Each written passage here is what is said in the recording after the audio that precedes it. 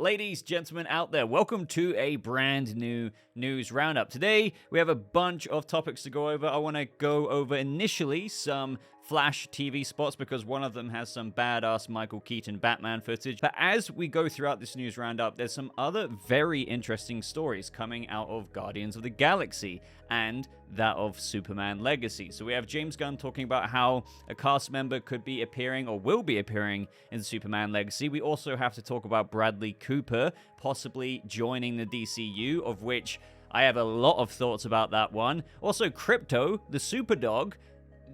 Okay, we need to talk about that and some other things as well. As always, guys, I'm probably forgetting to mention one of the more interesting stories at the beginning here, but this video will be timestamped. If you want to skip around or like browse some of the topics, feel free to do so, as different stories will simply be chaptered throughout the video. So go ahead and like it if you do go on to enjoy it. I'd always appreciate that. It really helps boost this video out there in the algorithm. I know you get asked this all the time from other YouTubers, but hey, if you take 2 seconds to do that, I really do appreciate you. So what I've done here at the beginning is I've collected all of the TV spots that have released, or at least the main ones, and I'm going to watch them in a row. And of course, we'll talk about it a little bit afterwards before going into the next topic. So let's go. So you're saying you could travel back in time? More Affleck lines. I appreciate that. But Bruce, I could fix things. Oh, Speed Force. I could save people. My mom, your parents. Oh. You changed the past, and you changed the future. Who the hell are you? I love this shot, man. Yeah, I'm Batman. Okay, first one done. I like how we saw the Speed Force in that as well. He came out the Speed Force. Oh, These scars we have. these scars we Make us have. who we are. A lot more Batfleck action in this one. But if I could just go back somehow, I could save my mom. I could save your parents. You could also destroy everything. everything. Very Conroy. I love that, man. I completely broke the universe. You changed the past, and you changed the future. Yep. Who the hell are you? Nice shot of them, all three of them there. I'm Batman. Damn straight. Okay, nice. Oh, lovely shot of the No matter what Batwing. we do, we're not going to be able to fix this. No. Nobody dies. Okay, they didn't include the little spike in the shoulder there. For What those are you doing? Our kids are going to want to see this. For those of you who saw my video breaking that. Oh, wow. Okay, we're going right into the next one. Oh, okay. Okay. Wow, that's loud. Again, I love this shot. Nice recovery from Keaton Batfleck there. You want to get nuts? Let's get nuts. Let's get nuts. Now, this is so cool. I love that. I need to play that bit again. Like, that last clip, I think it was actually kind of montaged together by the Flash Film News. From various TV spots. I could be wrong about that. But one of the big things that a lot of people are talking about, and, you know, some people are really buzzed for Keaton's Batman. Some people are like, oh, you know, I like Keaton's Batman, but, you know, yeah. But this one, all I wanted from the Flash movie, even though we've seen this in the other trailers where he jumps off, sweeps down in what seems to be the location of where they're going to save Kara, potentially from the Russians who are locking her up. But here he sweeps down and we get some extended footage of when he gets like a batarang out, and he just swipes people with it instantly. Love seeing the batarang go out, and we see how fast he is for an old Batman. And he grapple hooks this guy, sends him flying into his kick, and he gets completely face planted onto the floor. Now, that's all I've wanted. You know, a Michael Keaton Batman in modern day in a Flash movie compared to the original Keaton Batman. You would expect a little bit more fluency there in modern day, even if he is older. And it seems that we are getting that. This isn't like a groundbreaking observation because we have seen examples of this in the previous trailers. But I would say that this is the best example we've got so far of Keaton just going ham. Like, he's up against, what, 1, 2, 3, 4, 5, probably more guards there, military security, protecting or like keeping Kara prisoner. and he's just going ham. I really, really like that. But other than that, obviously a lot of Batfleck in the other TV spots. I really enjoyed seeing more of the Bat Cycle sequence. You know, I like how almost the bat ears almost come up on the front of the Bat Cycle, and they're used as shields from like oncoming bullets, right? That's how he's just kind of, okay, you can fire all the bullets you want at me, but like I'm still coming after you. We got more dialogue from Barry talking to Ben Affleck's Bruce as well, saying not only just saving his parents, but how about your parents as well, Bruce? And that's going to be a very interesting conversation. I've been looking forward to this conversation regardless, because, you know, that's when Batfleck's just like, well, you can destroy everything, right? I'm looking forward to all of that. But what's it going to be like when Barry's like, but I can stop Thomas and Martha Wayne from dying in Crime Alley if you want me to. But that's when Bruce will probably get into the whole, you know, these scars we have, you know, don't let your tragedy define who you are. I can't remember the exact line, but it'll probably get into that stuff. And as Ben Affleck said himself, he feels like this time he played Batman or even Bruce Wayne in the Flash movie is, you know, it's not putting down any of his previous appearances. He just feels like this opportunity for playing Batman and Bruce Wayne again in the Flash movie probably personifies him like nailing the role out of any of the other times he's really got to try and get into those characters' shoes. Like this time he really does, and I think it's probably because of scenes like this. But up next, guys, let's get into the Superman Legacy portion of this video, because, you know, there's some interesting things going on. There's some things that might not be so related to Superman Legacy here with regards to Bradley Cooper, and I want your guys' feedback on that because it's certainly intriguing to me, and we'll save that for just a second. But first of all, we have James Gunn, and this is one thing that's going everywhere. I'm seeing so many pages say confirmed, right? James Gunn confirms Krypto, the super dog. Krypto, the super dog. Do you guys remember that? Anyone? Will appear in Superman Legacy. So this is from Toronto Sun. So this is where this is coming from. So we have Gunn say to Chris Pratt in an interview, you know, I was hoping I could cast you as Krypto the Superdog in Superman Legacy. You could do motion capture on set and walk around on your hands and knees, but you can't talk. Okay. So Pratt says, I'll do Krypto, but you have to pay me in Krypto. Gunn then says, I'll pay you in Krypto, which amounts to $0. He laughs. Pratt says it sounds like there's going to be a character called Krypto in Superman. Breaking news, right?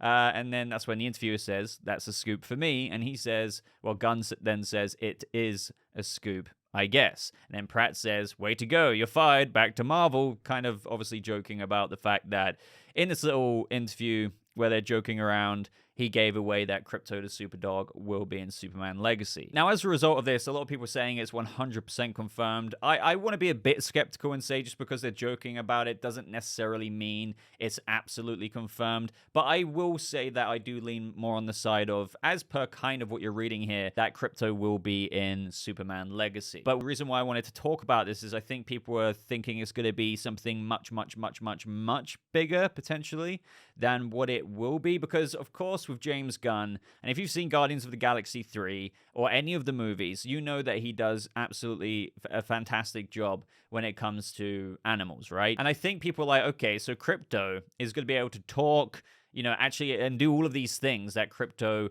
in many iterations like flying, heat vision can do. And I don't know if I can imagine that. Now, this is the thing.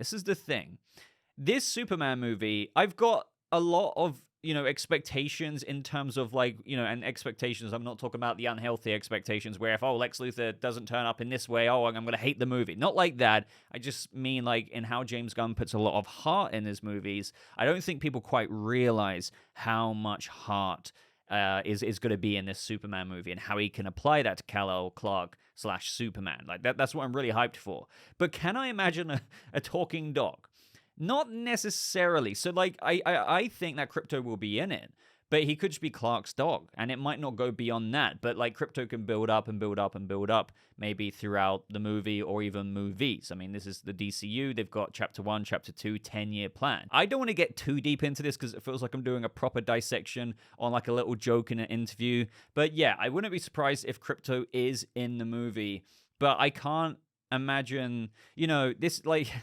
we're exploring Superman. We're gonna have Lois in it. We're gonna have Lex in it. Most likely, we're gonna have Jimmy Olsen. We know that. James Gunn's already confirmed that. I feel like it can work, though. This is the thing. I'm not saying it can't work. Titans have done Krypto pretty well. Like, Krypto is an actual dog. He's not talking. He's not doing any of this stuff, but he does have the ability to fly. He does use heat vision in the show. You're probably seeing some clips on screen right now. And if it's in a way like that, that could be pretty interesting. The more I entertain this, it's like, okay, I know that this Superman movie isn't an origin story, so he probably has been Superman for a while. As I said, I don't think he's gone up against Zod, Brainiac, Bizarro Superman, or anyone like that. I think he's just been, saving, flash floodings and things like that. Like, he's been known as the Superman, and he's going to build up in the next 10 years. That's the plan, right? Kind of like, and, excuse the comparison here, but you had Tony in Iron Man 1, and it was a long-ass 10-year arc to fleshing out that character, and I can see so much potential there in a new Superman in a new DC universe. But when you get into this, it's like, okay, since Superman's likely been around for a minute, not too long, does this mean that Krypto, if he is in the movie, are they going to go with his origin story with how he actually was a Kryptonian dog, got sent to Earth first, and as a result, since he got sent to Earth like Superman, he got powers just like Superman does under Earth's sun? Or is he just simply called Krypto and he's Clark's pet? I think it could be more like that. Let me know what you think.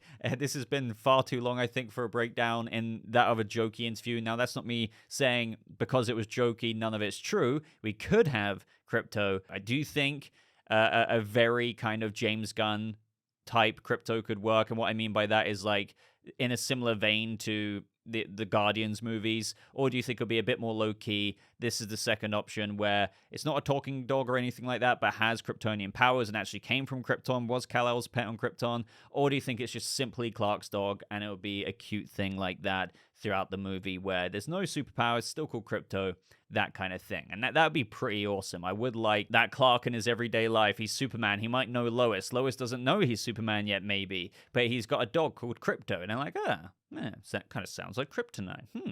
I wonder why you call your dog that, Clark. Wait, hey, do you look like someone? I feel like I know you from somewhere. But next up in Superman Legacy news, I think we've heard this before, but this opens up to larger things for me. And stay with me here. So James Gunn responds yes when asked if any of the Guardians of the Galaxy cast will be in Superman Legacy.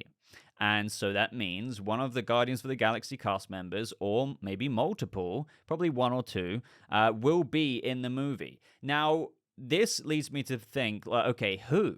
Who do you guys think could be in Superman Legacy? We know we're getting Jimmy Olsen. I've seen a lot of people say, oh, what about Will Poulter for Jimmy Olsen? I could easily see that, actually. But then you think, okay, we've got Bradley Cooper playing Rocket Raccoon. Could Bradley Cooper be in the new DCU?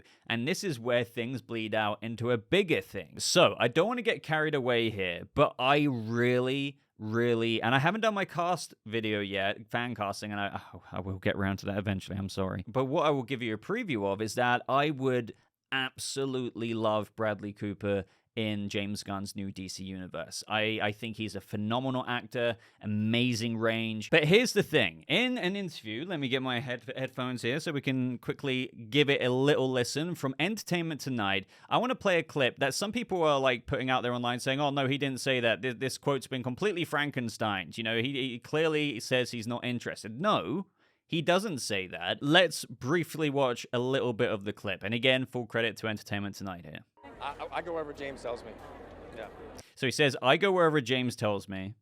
He's got a big thing going on over with DC. Do you have your eye on any characters to do over there? No, but like, I just think he's incredible. I love Peacemaker. He says no. Now, people are saying, oh, see, he's not interested. No, she asked, have you got your eye on any characters? He says, like, no. But that doesn't mean that he's not, like, he wouldn't be open to playing a role in the DCU. And this isn't even me reaching or being biased for Bradley Cooper. Like, I think people are taking this part out of context when they're actually saying we're taking out of context. Long story short, even if he had conversations with James Gunn by now and you're asked by an interviewer at a Guardians event, doing press, have you got your eye on a character? You wouldn't say, oh yeah, I actually want to play this character. I think most people wouldn't say. I mean, to be fair, Karen Gillan did say that she would like to play Poison Ivy. But the thing is, saying, no, I haven't got an eye on any characters necessarily, right, isn't saying, no, I'm not interested. And even before that, though, I do want to add in, right at the beginning of the video, he says, I go where James Gunn goes, basically. But this isn't where it ends. Now, in another interview with Entertainment Tonight, specifically interviewing James Gunn from the same woman, she brings up that she spoke to Bradley Cooper in this recent clip that we literally just played. And what he says to me is even more telling that I do low-key think, and this might not be immediate, don't forget, chapters 1 and chapters 2 span 10 years, right? 10 years. And this is how it goes. On the screen, would you use him in the flesh? Oh, well, who knows what's happening?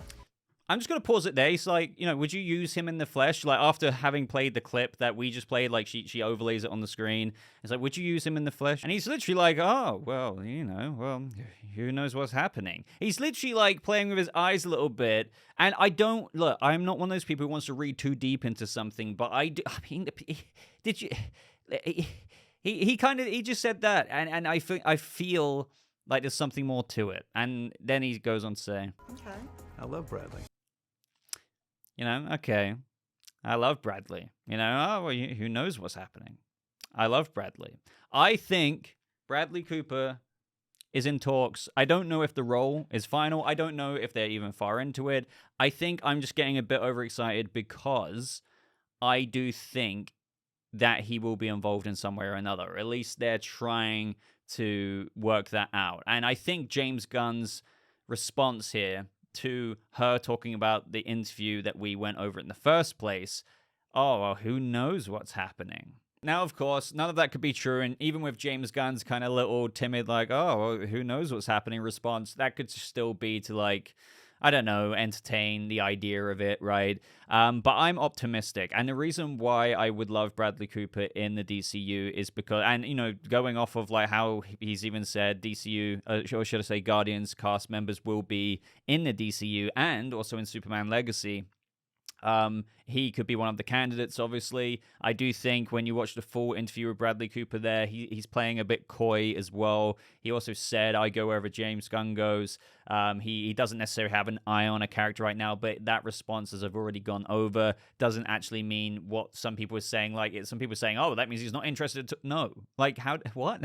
Anyway, he's just such a versatile actor. It's insane. There's so many roles. I just hope that they give him a good one because he carries such weight with his performance that I wouldn't want it to be just a secondary character. I think Bradley Cooper would have to be something big.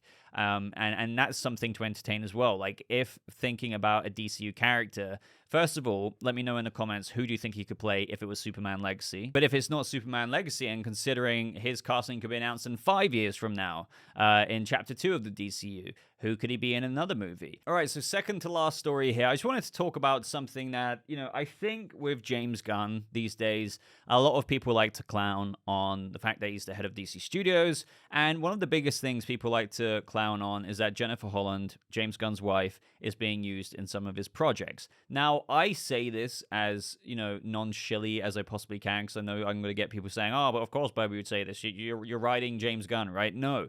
It's just, I think, again, with, you know, and maybe some people are being more encouraged by Guardians. I'm seeing a bit more of a positive response with James Gunn at the minute.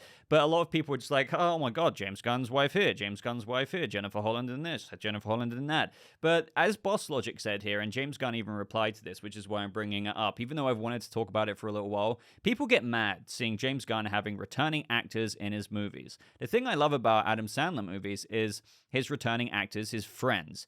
It makes his films feel like their own universe. If I was to make movies one day, I'd be the same. But then James Gunn replies saying, Preston Sturges, Clint Eastwood, Scorsese, Robert Altman, Tarantino, so many more. We work with the same actors because we know how they work, how they tick. We develop a shorthand. We know they're reliable, good people. Same way I work with the same production designer, costume, DP, AD, etc. And he even then replies to another fan saying, oh yeah, you screw New Blood. And he's like, reusing actors I know and trust doesn't mean I'm also not hiring many new and unknown actors on every project. It's not one or the other. And I do think this is true, because when you compare it to other actors, nobody complains about Scorsese or like Leonardo DiCaprio popping up again and again. Nobody says this about freaking Christopher Nolan using Cillian Murphy again and again and again and again. Michael Caine again and again and again and again. Like the list goes on and on and on. Yet the fact that James Gunn is bringing in, or keeping John Cena's Peacemaker, he's using Jennifer Holland, his wife, as certain projects, but she is an actor, and I'll never not say this. She was really good in Peacemaker. She was really, really good. Like, I hope people agree with me there. Like, she was really good. So, like, fair enough. Half the things that people even say that, like, he's put her in weren't even a result of hit. Like Black Adam, for example, that was organized before he even came on board with as head of DC Studios. But anyway, I feel like it's just an easy thing for people to, like, clown on. I think that's it. And I think that's all it amounts to, because it's something that many other directors do. Nobody bats an eyelid. But then when there's something like this, oh, James Gunn and friends, oh, nepotism, oh, they're bringing... It's very easy to say, but I don't think if you're a fan of any of the other aforementioned directors, it's probably crossed your mind to almost belittle someone for, or those directors for making those same choices. And guess what? Because they're also friends with those actors. Also, guess why Leonardo keeps popping up? Why Michael Caine? Why Cillian Murphy? Why Tom Hardy keeps popping up in all these movies with these directors? Because not only because they're friends, but they know, as James Gunn says, we work with the same actors because we know how they work, how they tick. And if they're right for the role, of course, like, sure. And if they're not so much right for the role, they might give them more of a secondary character role. As he said in the other comment reply, it's not like we're not putting new blood into it. I mean, for crying out loud, Superman will be most likely a very, very new-ish actor. I think they want to go for a fairly unknown. You're not literally going to have James Gunn's squad be Lex Luthor, Superman himself, Jimmy Olsen. I mean, to be fair, Jimmy Olsen could be, as what many people were saying, what if it's Will Poulter? And that's complete speculation. But I'm not saying one of his friends and actors he's worked with before, like all these other directors who do the same thing, aren't going to be in one of the secondary roles, but you get my point. I would love to know your thoughts on this. You can have your feelings, of course, because I know there's a much larger conversation here of James Gunn. People have strong feelings about, why didn't you keep on Henry Cavill, this, that, and the other. I get, like, that's a different conversation, but this one, I do feel like good points are being made. All right, so the last little update of today's video is one that dumbfounds me. If anyone is a Stargirl fan here, but I think this stretches out to other DC TV shows. Recently, there was a convention where you had Brett Bassinger, Meg Delaney, I believe, who played Cindy Berman, other characters from Stargirl like Wildcat there. So this user put this here, and I know this was said because I've contacted somebody who was at the convention, but they said it's so sad that they burned all the Stargirl costumes after the show was done. Breck said it's to protect the integrity of the show and also not wanting them to appear on eBay and stuff. They didn't even tell the cast they were destroying it. And then Meg, who plays Cindy Berman there, and she had a pretty badass Shiv suit in the show, only knows about this because Breck talked about it at the panel. Meg says, I'm feeling so sad about it now. And this is just insane. I know that Warner Brothers with movies, BVS or, major motion pictures or whatever, they kind of archive the suits. Sometimes you can see them. If they come to a city near you, they're on display. I've been to one of those myself before. I get that. But these DCTV suits are, like, really well made for the most part. They're made by LJ Supersuits. They've made the Titan suits, the suits from The Boys, like Homelander, you name it. And to burn them for the integrity of the show, so, like, maybe, they don't end up on eBay or something, because I guess maybe since the show got cancelled, and I guess because they're not like a major Hollywood movie, they don't particularly care about archiving the suits at Warner Brothers in some kind of warehouse somewhere, which I argue they should. Like, there's never been a live-action Stargirl before. There's never been a live-action Titan show before like this, with the Nightwing suits or whatever. And like the JSA, like this the Hour Man suit, the Cindy Berman suit. What about the Doom Patrol show? Are they gonna get rid? Are they gonna burn those? Robot Man suit might be a bit hard to burn, but do you see my point? Stargirl came from DC Universe like Titans and Doom Patrol, and they burned them. So what I'm trying to get to here is if they're not gonna archive them, maybe they thought that the costume department, sure, they had a good time working on the show, but if they got to keep it and take it home or whoever, maybe after 3 to 8 years, they might not feel so sentimental and kind of want to put it on eBay. And they don't. But I still think that's dumb. Do what other shows have done in the past. I think even Agents of S.H.I.E.L.D., or maybe it was another show, like they've auctioned it off for charity. Like that could have been way more effective than burning it into nothingness, into freaking ash. And I'm not disagreeing with what Breck is saying here. Like, this is what she was told. Like, it's said to protect the integrity of the show, but it's like, I feel like there's more integrity auctioning it off. And whoever bought that for charity would have been a fan who spent thousands, possibly tens of thousands of dollars just so they could own that. So it would go in their own freaking museum in their house. That's integrity of the fandom, if you ask me. Like, why burn it? I think it's just, no matter what angle, I've tried looking at this and putting myself in their shoes, and I can't understand why you would burn all of those. And Stargirl had some really cool suits, like really cool suits. I know there's some people who say like, who cares about Stargirl, or like they weren't going to archive that. But like, again, I kind of disagree. Like, even if you don't like it, Stargirl's a big, well, she's been going back in the comics for a little while now. There's other characters there in that show, and all of them got burned. Hourman, Starman. And it makes me think, now I know the Titans and Doom Patrol aren't on the CW, but are they going to take the same approach? Is the Nightwing suit going to be burned? The Red Hood suit? The Robin suits? I'm telling you right now, just please, like, give it to me. I will dress up in that Brenton Thwaites or Jason Todd Robin suit every review. I would just, do you know what I mean? Please. It just makes me think they're going to burn it. Just auction it off at least. I don't know. It just makes more sense. I don't get it. That's all there is to say about this. They burn the suits. And is this going to happen with those other suits because Titans and Doom Patrol are cancelled now and they're airing their final part 2s? And after that, it's going to be just ash in the wind. So weird. But that is all from me in today's news roundup, guys. So I hope you liked it. There was a little wide range of topics here.